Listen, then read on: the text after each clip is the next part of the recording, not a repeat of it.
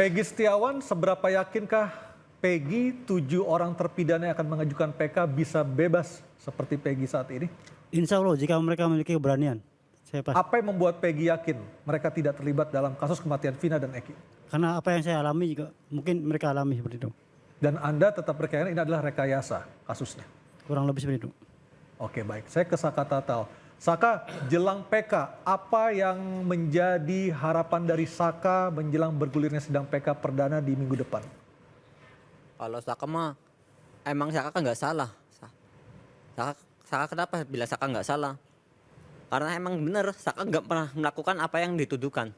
Oke. Saka berani PK walaupun harus disumpah pocong juga saya berani. Sampai tantang dia juga saya berani sumpah pocong. Termasuk 6 orang terpidana lainnya. Tidak ada yang bersalah menurut keyakinan dari Saka. Saya yakin. Mau menantang Bang Pitra tadi, kesel ya? Ya bukan Kesel Bang Pitra. Rasman. Oh Bang Rasman, oke.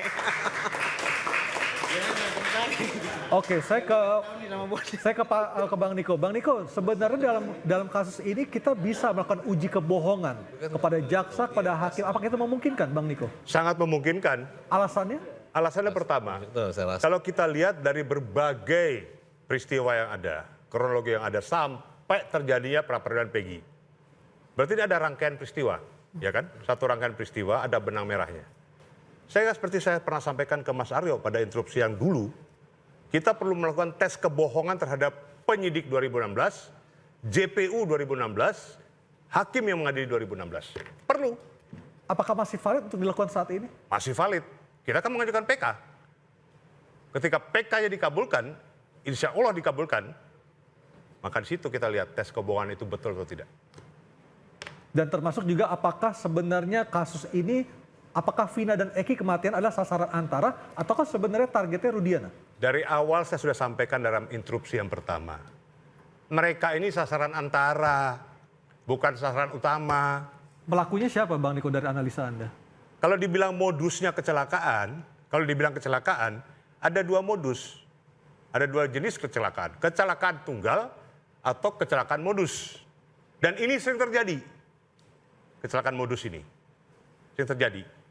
Jadi seolah-olah itu kecelakaan. Tapi ada peristiwa tertentu yang melatar belakangi dan dibuatlah seolah-olah kecelakaan. Dan ini pernah dan sering saya menyelidiki masalah ini dan terbukti. Bang Farhad setuju? Ya saya setuju ya. Kenapa? Karena dari awal itu polisi kan sudah olah TKP lalu lintas sudah benar. Tapi keraguan Rudi ketika tanggal 29 ke Polsek katanya motornya tidak hancur katanya. Kenapa motor besi nggak mungkin hancur tapi lecet. Ya orang aja nggak naik motornya jatuh aja bisa kepalanya pecah kok. Jadi begini Bung Nah, Farhan, kemudian harusnya Bung Farhan baca putusan. Itu ada saksi yang melihat dia dikeroyok gitu loh. Saksi yang namanya siapa? saksi yang mana? Saksi dari Namanya siapa?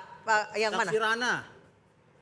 Coba lihat itu dari keluarga itu loh. Sekarang Liga Akbar saja sudah mencabut, enggak, tidak ada saksi pengejaran. Rana tanya, dia melihat ada pengeroyokan katanya di putusan. Ya saya nggak Ya, kalau tidak ada di pikiran ke intervensi situ itu. karena Coba baca putusan nomor tidak 4, ada saksi yang melihat 11 sama menyaksikan langsung, sedangkan dia di aib aja. Saksi Rana menerangkan dari ada jarak 50 pengeroyokan di meter. situ. Dia seorang Gojek.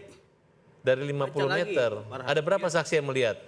Enggak, Bung Farhan baca lagi deh. Saksi yang melihat langsung setelah kita teliti di putusan, di BAP, di berkas-berkas yang kami dapatkan dari keluarga para terpidana dan terpidana, tidak ada saksi satupun yang melihat secara langsung, mengalami, mendengar. Semua saksi Coba dilihat keterangan daripada saksi Rana. Ada itu. Dia pada waktu lewat menyatakan dia seorang Gojek. Ada. Lihat ada pengeroyokan di situ. Bukan saksi. Yang Gojek itu lapor ke Suroto. Anda selalu ngeyel tapi nggak baca Yang putusan. Gojek itu lapor Baca ke putusan Suroto. nomor 4. Pak ada kecelakaan. Suroto itu baru melihat kejadian Suroto setelah dia datang. jatuh. Itu keterangan Suroto dari setelah tumpah. pada saat interupsi yang Makanya lalu. semua Itu kami saksi baca tangkap. dong, 26 Suroto saksi mengatakan dalam dia dapat putusan itu. laporan dari Baca seorang saksi. satu-satu. Makanya saya bilang ke Makanya kalau memang kita mau saya bilang kan, membeda perkara ini. biasanya seorang pelaku pra peradilan. dia yang melakukan itu kemudian dia membuat alibi melaporkan seolah-olah terjadi satu kejadian.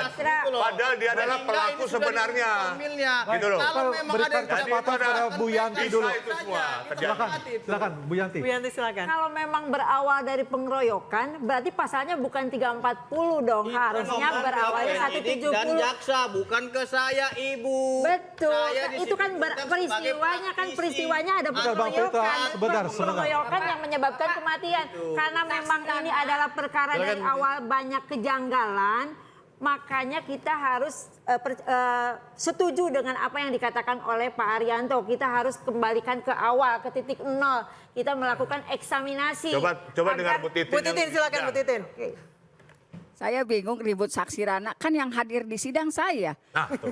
Yang ngerti Rana itu ngomong apa, Nah. nunjuknya siapa kan saya. Baca ini keterangan dia ini di putusan nomor Bapak, 4. Jadi, Bapak, sebentar Bapak. clear. Bapak Bentar Bang Petra, sebentar. kita dengarkan. Bang Pitra nanti dulu. Rana itu, kesaksian Rana itu dia ojek, dia mondar-mandir di jam itu. Dia mondar-mandir bawa sayuran, sedangkan waktunya kondisi gerimis. Dia nggak cerita waktu itu gerimis. hujan. Dia mondar-mandir berapa kali balik. Nah, posisi ditemukannya korban itu dia juga berbeda. Kan yang hadir di sidang saya, Jadi, Pak. Ibu jadi menerangkan ketika itu dicabut berdasarkan BAP saksi, putusan nomor berapa? hakim Saya- itu Saya baca- mengcopy paste Saya lebih daripada percaya, saya lebih percaya Saksi pengacara yang hadir dalam Rana persidangan alias Oke. daripada baca berita. Daripada Kita ke Pak Anton dulu yang di saya. itu lebih faktual. dan terbukti Liga Akbar telah mencabut laporannya. Bukan keterangan Kita Dan dengarkan dulu pernyataan dari Pak Anton Karya. Bapak-bapak sebentar. Bang Petra, tahan Baik, dulu. tahan dulu. Saya ke Pak Anton, silakan Pak Anton. Boleh dibuka dulu mute-nya Pak Anton? Sudah. Oke, silakan Pak. Pertanyaannya apa?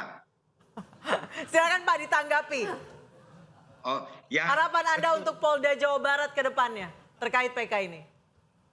Ya, terkait PK ini kita harus lihat bagaimana aspek formilnya, materialnya, serta prosedurnya.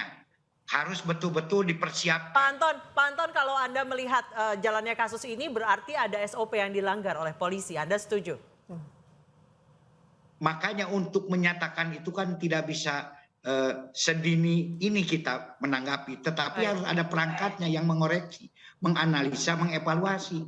Baik. Tadi saya sudah bilang, kalau di kepolisian ya audit investigasi. Baik, kita Di tunggu kejaksaan, bersama ya Pak Anton ya, seperti apa babak baru dari kasus kematian Vina dan Eki ini, Jadi termasuk nanti sidang PK-nya. Kita tidak bisa menjustis. Baik, Biar terima kasih. kita yang menjustis, menganalisa, mengevaluasi, Baik. menghakimi itu sesuai dengan prosedur hukum. Karena negara hukum, daripada kita terus berdebat saling menyalahkan. Baik, terima kasih Pak Anton. Kita sudah tangkap maksud dari Pak Anton. Terima kasih untuk waktunya bergabung sama kami dari Bandung. Terima kasih juga untuk para narasumber yang hadir malam hari ini di studio. Kita akan kembali minggu depan. Tetaplah bersama kami di Interupsi.